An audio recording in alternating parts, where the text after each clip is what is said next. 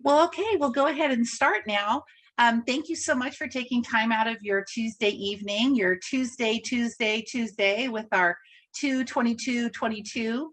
The only thing that could have been better is if we held this at 22 minutes after 10 o'clock, because that'd be 22:22 using military time.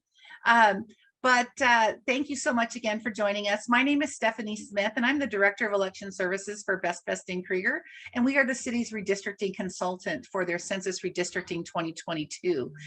The way the workshop will run is that I have a fairly brief PowerPoint presentation that just sort of goes over the basics of redistricting. We'll also take a quick look at some static images of draft maps that have been prepared, and then we'll jump to an online mapping tool, a Google map that will allow us to zoom in on particular map options, and you can see it much better. And then after that, we'd be happy to answer any questions. Now, the chat has been disabled, and we're asking that all persons put their questions in the Q&A box. And then when we see those, we'll be able to respond to those. I will take questions throughout the presentation, but I do ask that if it's possible to wait until the end of the PowerPoint, that might be better. We'll try and get to them just as quickly as we can. So feel free to enter your question when it comes to you, and we'll get to it just as fast as we can as it flows through the presentation.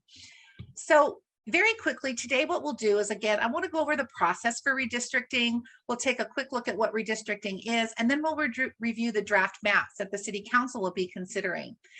Every agency that elects their representatives by district is required to redraw their district lines following each decennial census. So in 2022, we had the decennial census. I'm sorry, in 2020, we had the census, and the data was released in 2021, which is normal. It comes out the following year. And then we have until the spring of the following year to complete the redrawing of the district boundaries. So that's where we're at this moment. Our current council member terms, they hold 4-year terms, and we have 2 seats from District 2 that will be on the ballot in 2022. And then we will have District 1, which is 1 seat, and then 2 seats from District 2 in 2024. So the redistricting process is spelled out in state law in the elections code, and it requires that the agency conduct a minimum of 4 public hearings, and that those public hearings be held at a time that are conducive to as many people as participating as possible. So hearings can be earlier in the day, but at least 1 hearing has to be held after 6 p.m. You can also have workshops or informational meetings, and as long as those are held after 6 p.m., it takes the place of the required hearing being held late. And the reason for that is we want to just make sure that as many people as possible are aware of what's going on, and that we can hear from as many members of the community as possible. So the city did hold an informational meeting back in December, and then in January we held our first public hearing, and we also had a public workshop, and we showed people how they could draw their own maps. And then we had public hearing number 2. We will have public hearing number 3 scheduled for later this week, and then public hearing number 4, where the council will actually consider introducing the ordinance adopting the final map. So redistricting is actually governed by 3 sets of rules and regulations, the first being federal law. And essentially, that means that districts must be equally populated. Now, you might find it interesting that the City of Palm Desert's districts are not quite equally populated, in the sense that we have just 2 districts, and those districts, one represents approximately 20% of the population, whereas the other district represents approximately 80% of the population. And that spread, that population range, was actually spelled out by a court agreement that was reached in 2019. And so the equal population portion of the federal law doesn't apply to the City of Palm Desert. We're required to follow the population ranges that are spelled out in that court settlement. The second thing that we take a look at is the Federal Voting Rights Act. And that requires that we look at the citizen voting age population and the total voting age population and the total the total minority population within the community, and determine if it's possible to create a voting district that is a majority of minority voters. And this is designed so that there's no racial gerrymandering, that we're not intentionally drawing districts that disenfranchise or dilute the voice of minority voters. Once we've looked at federal law, then we move to California criteria for cities. And this is actually codified in the Elections Code, and more specifically, the Fair Maps Act. It requires that districts be geographically contiguous. That means that the district needs to be wholly contained within itself. It can't hopscotch around the community, and you can't have gaps between a part of the district and the rest of the district. It also means that we must respect the geographic integrity of local neighborhoods, communities of interest, and these can be things like homeowners associations or gated communities, a lot of school district boundaries, things like that. That can mean be a community of interest. It's a group of people that have a shared or common interest. The districts need to be easily identifiable and understandable. In other words, we use landmarks and boundary lines like the highway, or a wash, or a creek, or a mountain, if that were applicable. In other words, when people look at it, they can tell why the district was drawn the way it was. It makes sense to someone who perhaps wasn't part of the original drawing, but they can look at it and say, yeah, that makes a lot of sense. They used Highway 111, I get that. They used Indian Canyon, I get that. Things like that. And then lastly, to the extent practicable, the districts need to be geographically compact. And that means shapes that make sense, like rectangles, oblongs, triangles, circles. They're not long stretches or crazy fingers or blood splatter type stains. The shape of the district makes sense. And I used words that you might think unusual for redistricting, but those are actual adjectives that were used by federal judges looking at maps that were not compliant. And then once we've looked at state law, then we move to these other traditional principles. And first of all, we want to try and minimize the number of voters that get shifted to different election years. So for example, if you are a voter that's scheduled to vote in 2022, we want to do our absolute best not to move you to a district that votes in 2024. And we can look at future population growth if it's necessary to achieve a population balance or some other objective, but really under very limited circumstances, and they don't really apply to the city of Palm Desert. And then lastly, we always want to try and preserve the core of the existing districts. The reason for that is you know who your legislators are, you know who your neighbors are, the people that go to the ballot box with you, and we try and minimize disruption to the voting experience as much as possible. So this is a quick look at what the existing districts look like.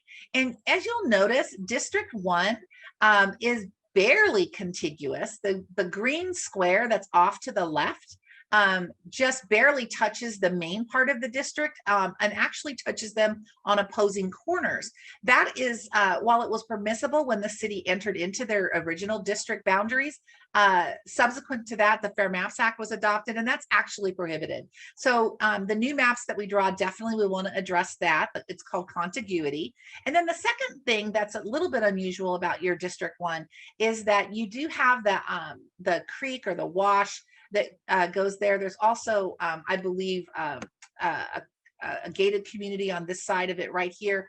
And it's just a very unusual shape. You have that second contiguity issue here where they just touch on opposing corners. So we'll definitely want to try and clean that up so that it's compliant with the legislation that is in effect right now.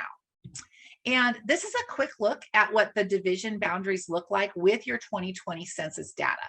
So we've taken your existing boundaries and we've applied the new 2020 data. So District 1 has 9,280 people, and it represents 18.1% of the current population.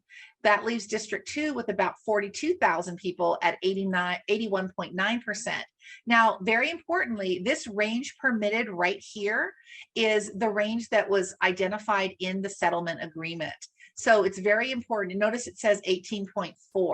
So 18.1 is not high enough to be within this permitted range. So we'll definitely need to make some adjustments to the population of the districts to get them back into balance with the settlement agreement. The other important factor on this particular slide is this term CVAP. That stands for citizen voting age population.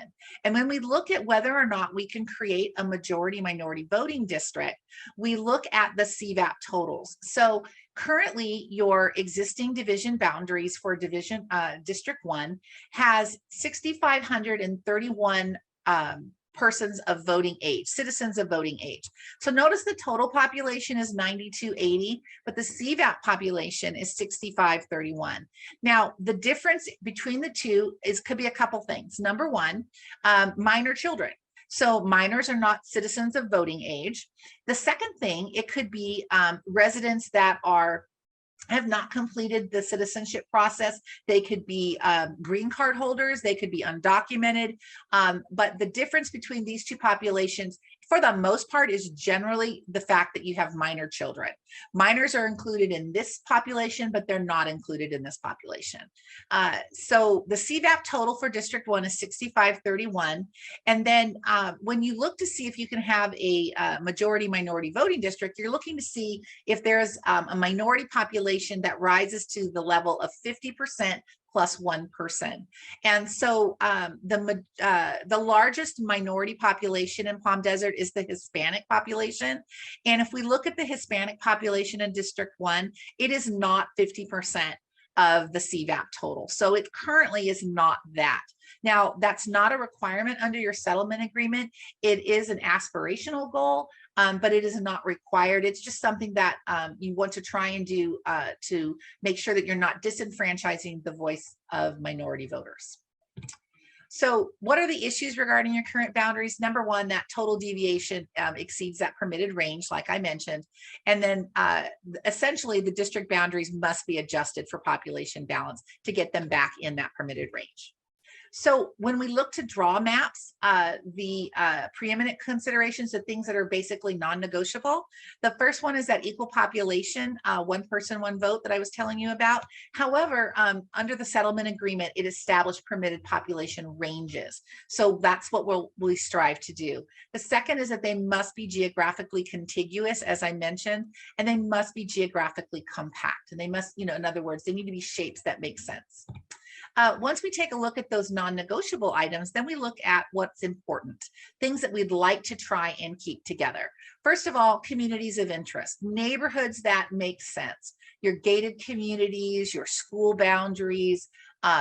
You want to look at artificial or natural barriers like the highway or the wash, things like that. That's how you would divide up your district boundaries if possible, a railroad track, anything like that. You want to look at school attendance areas if you can. In other words, perhaps the area around the middle school or the area around a high school. You would want to try and keep that together in one district. If there were any other special district service areas, like if there was a smaller government agency like a recreation district or perhaps a very small water district, you might try and keep that all together in one district. And then lastly, if there were any federal, state, or county divisions. In other words, is there an Indian reservation, or was there a state prison? If so, you would try and keep that all together in one district. Communities of interest do not include the incumbent's residences. In other words, where an incumbent lives does not create a community of interest. And lastly, political affiliations do not create communities of interest. In other words, we would not look at a person's political affiliation when trying to place a particular census block in one district or the other. So where do we get our data? A lot of people ask that question. First and foremost, the demographic data comes from the Census Bureau. So we all filled out those forms either online or in paper, or the person came and knocked on our door, and we filled those out in 2020. So that data has spent the last year being analyzed, and they release it in a format that we're able to use. And then second of all, we take public input. So as I mentioned, there's 4 public hearings at a minimum that are required. And the first 2 public hearings provided a lot of input from people, but really the workshop provided a lot of input, how they'd like to see the maps drawn. And we take all of that in and we process that, and we see if we're able to apply that to a map that addresses some of those concerns. Always trying to balance it with the legal requirements as well. Lots of times we'd like to see maps that look a particular way, but it perhaps runs afoul of one of our legal requirements. So we're always balancing that. In the absence of a lot of public input, then we rely on the staff. We'll ask them, well, what do you think makes sense as far as this particular community of interest? And I just want to tell you all, as residents of Palm Desert, your staff has been amazing in helping us with that. They are the most knowledgeable about the maps. They're the most knowledgeable about the neighborhoods and the gated communities and the general communities of interest. And they've been helping us along the way and guiding us in keeping particular neighborhoods together. And then lastly, we listen to what the council has to say. The council has the final decision-making authority. And when they speak to us at the public hearings and share their thoughts, well, then we'll go back to the drawing board and we'll draw maps that reflect what the council would like to see. So for tonight's workshop, we really wanted to just take a quick look at what the process was. I want to show you where the draft maps are in the process, and then continue to talk about the ways that the public can engage in this process. So let's just take a quick look at draft maps. What you're going to see here are static images and then the demographic data that works that goes with them. And then I'm going to jump over to Google and we're going to take a look at the maps in a more dynamic fashion. So this is map option 1. It's fairly similar to to your current boundaries, except that it fixed that little, I hope you can see my cursor moving. It fixed that little non-contiguous portion here. It added quite a bit of population down all the way to Highway 111. We still have this little bit of a non-contiguous area here. It's actually contiguous. It's wider than just one street and opposing corner, but it's not ideal. And it creates a couple of gaps here and there. And it also has this little strange hook right here, which it's because this belongs to a census block that's attached over here. There's no population here, but it just looks visually a little bit uncomfortable. So map option 1 is within the permitted range. It's an actual 80-20 split of your total population. It reflects District 1 reflects 20% of the population and District 2 reflects 80% of the population. When we look over here to the CVAP, your CVAP total in District 1 is 7264. The CVAP Hispanic, which is your single highest minority population, is not at 50% of that. So it doesn't quite meet that aspirational goal, but again, that's not a requirement. It's just a goal because you have the settlement agreement that guides the process for Palm Desert. So again, it does fall within the permitted range, and it greatly follows the boundary of the current districts. There were some areas south of Highway 111 and west of Monterey that were incorporated into District 1. That's a little bit different from your current boundary, but it does, for the most part, follow the boundaries of the current districts. So let's take a quick look at map option 2. Map option 2 just on the surface might look a little bit the same, but I can tell you the biggest change is that it doesn't go all the way to Highway 111 here, and it picks up a little more territory here. Other than that, it is essentially the same. We were looking to just balance the population in just a slightly different way to determine what the council might like to see the best. So the population range for option 2, it takes the population of District 1 to 18.49%, which again is in that population range from your settlement agreement. So this is a completely compliant map. Again, it does not address the total CVAP population, but it is certainly compliant in every aspect with the settlement agreement. So the total population, again, it falls within that range, and it largely resembles the boundaries of the map. It moves District 1 less significantly to the west, as I pointed out, along Highway 111 or south of Highway 111. It stops, doesn't go all the way to the highway in that far western point of the community. So map option 3 was actually developed after the second public hearing and after hearing from the council and what they would like to see. And if you notice here, again, we don't go all the way to the highway here on this far western portion. We do go up a little bit here, but we get rid of that hook that's there, and it fills in a good portion of the gap that was here. And this is around the middle school area. We still have this gap here, but it filled in a bit like that. So it's a lot more compact. It's a much more compact District 1 than what you saw in options 1 and 2. So here, the population range for District 1 is 20.20% and 79.80. So it's within that population range as spelled out in the settlement agreement. And it creates a much more compact District 1. It removes some uneven census blocks. It maintains some defined communities of interest. The College of the Desert was actually split between Districts 1 and 2 in the previous maps. But now it's wholly contained in District 2.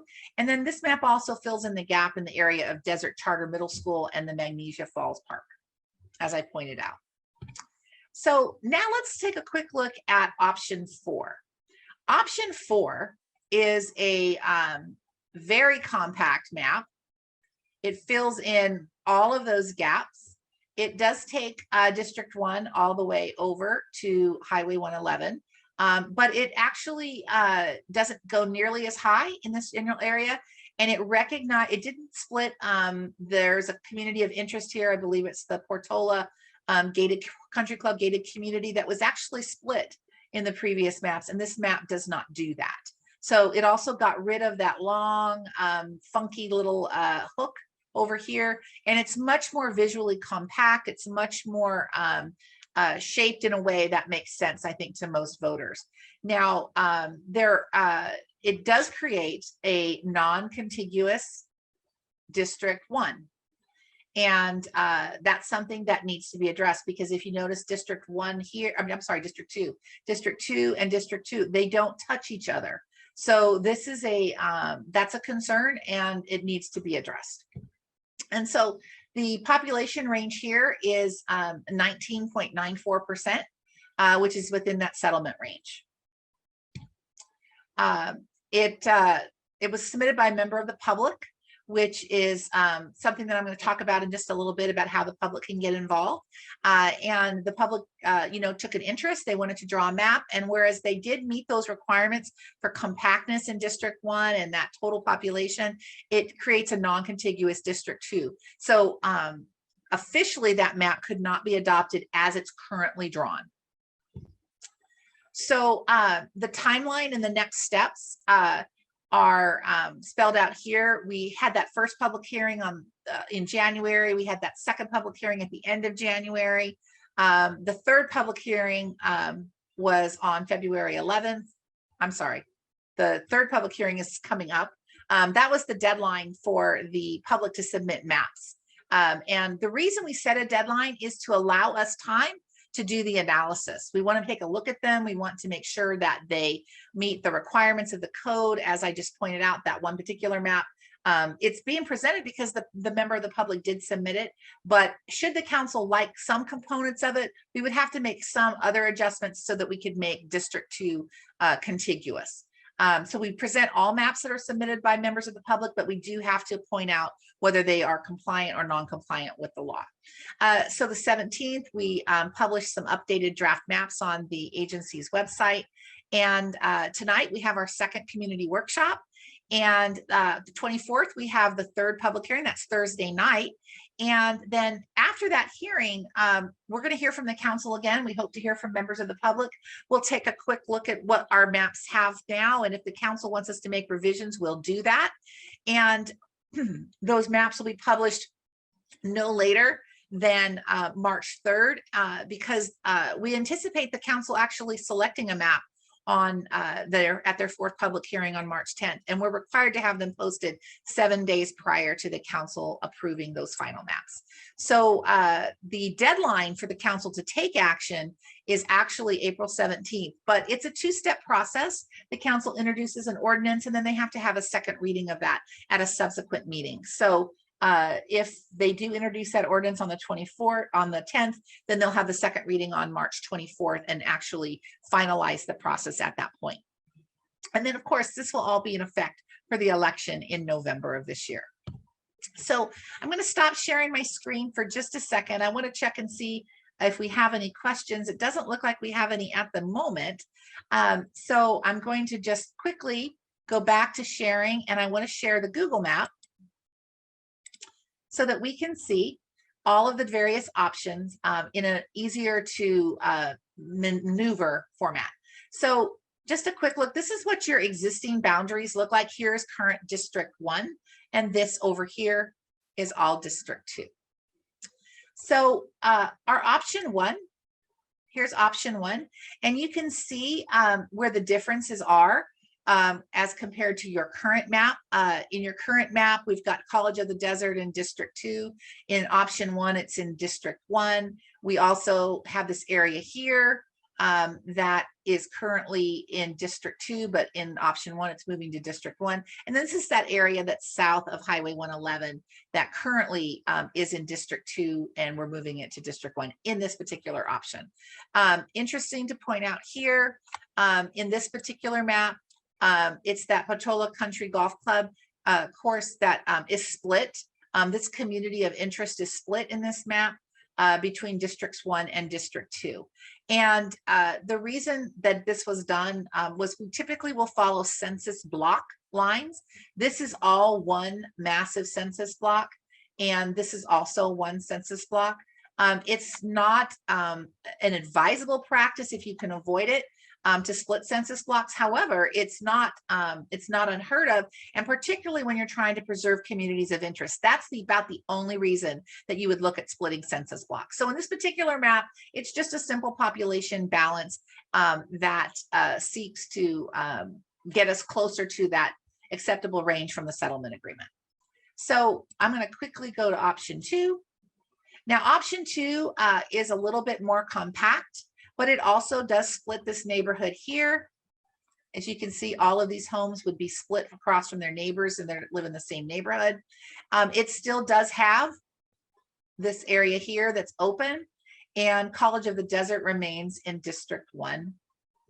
It does not have this area that's down here, but it goes up higher here as you get closer to the freeway. So option 3 is a much more compact map. It fills in this area around the middle school into District 1. It also preserves the contiguity of District 2. It doesn't go as far over in the corner here. It moves College of the Desert entirely into District 2. And it keeps, as I said, it addresses the Portola Country Club residential neighborhood. This neighborhood now is wholly in District 2, and it got rid of that unusual census block here. We actually split the census block. There was no population here, so that was a very easy split to do. This had population, as you can see, but it made sense to do it because it kept a community of interest together. And so they would be represented. Everyone that lives in this neighborhood is represented by the same people. So this is option 3. And this is option 4, which was, as I mentioned, submitted by a member of the public. It does create a non-contiguous District 2. District 2 does not wholly touch itself. So because it's basically cut in the middle here. It's cut off between the two parts are cut off. It does it doesn't have that weird census block gap there. And it doesn't have it does split this block as well, but it does not create a contiguous District 2. So that is those are the map options that we have been presented. And really that concludes the portion of me talking. And we really at this point wanted to just open it up to questions if anyone has them. I see we have a question here in the chat. The question is to clarify, those in District 1 will not be voting for the city council candidates in 2022. I believe that that is the case. If we go back to the PowerPoint, I believe that District 1 is on the ballot in 2024. So Thomas has raised his hand. Thomas, why don't you go ahead and unmute yourself?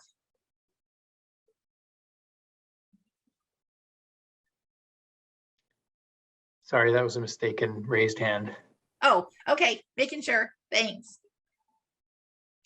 So I'm happy to jump back to the Google map and zoom in on anything that somebody would like to see. If you see, I do see you know what, I do see a couple raised hands actually in the if you could type your questions into the question and answer box. Joan, I'm not sure if we've answered yours. I think yours was the one that was typed. Mr. Ackerman, if you could type your question into the question and answer box, we'd be happy to answer it that way.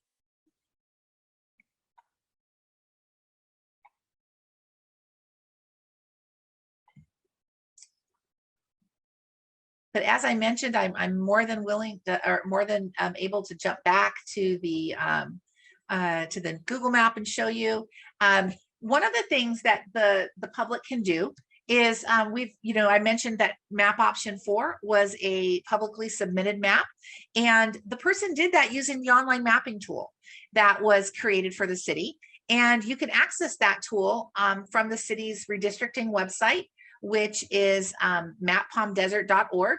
And if you visit there, it'll take you to all of the information related to the redistricting efforts. And one of them is a tool to draw your own version of the map. Now, we do need to receive that in a timely manner in order to be shared at those public hearings. So obviously a map that was submitted tonight or tomorrow would not be available for the council to see at that 3rd public hearing, but we can see them at the 4th public hearing.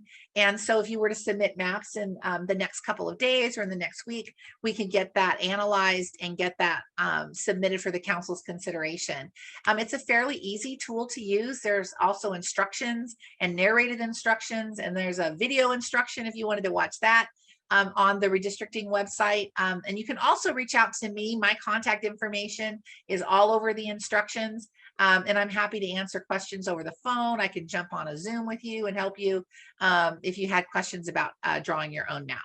So let's look. There was a question about discussing 5 districts. For the purposes of redistricting under the session, the current redistricting efforts, no. Going to 5 districts the council actually took action to prepare a ballot measure for the November ballot, asking the community if they wanted to move to 5 districts.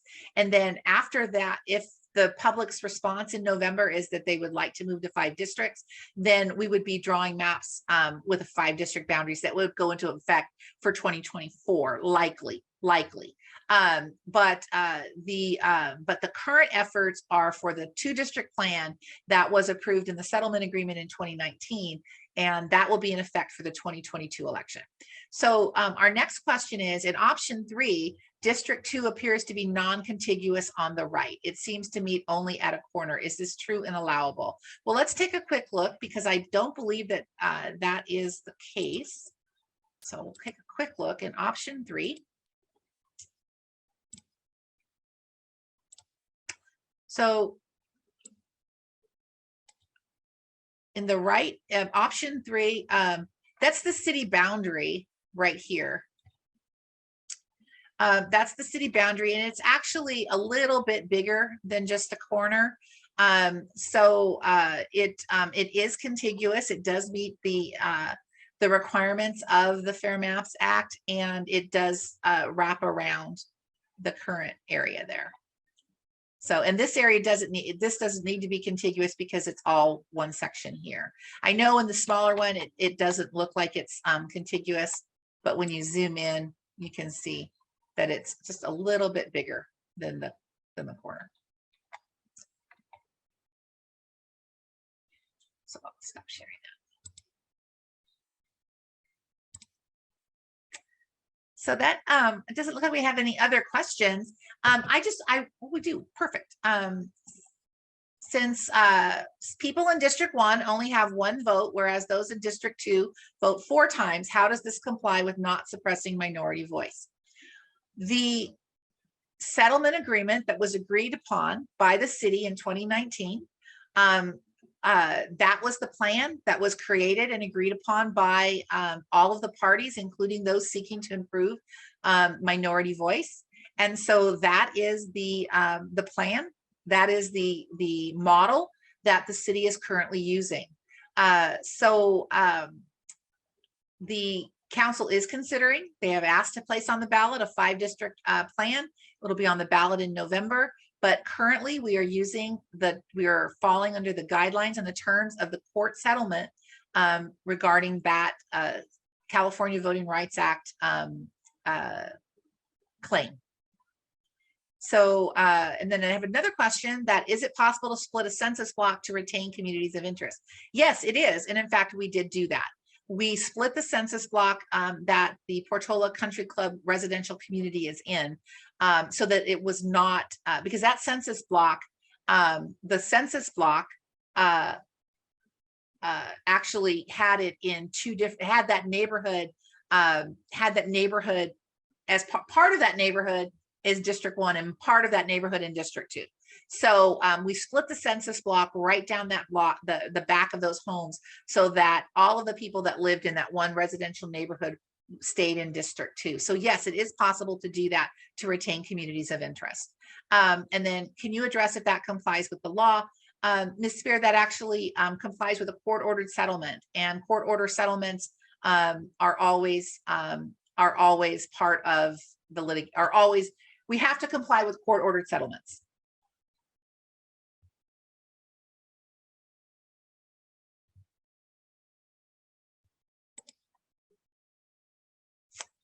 So again, I just want to really impress upon all of you that the city council is listening to what you have to say. They listened to so many people that were speaking about a 5-district plan, and that's why they voted to place that matter before the voters in November.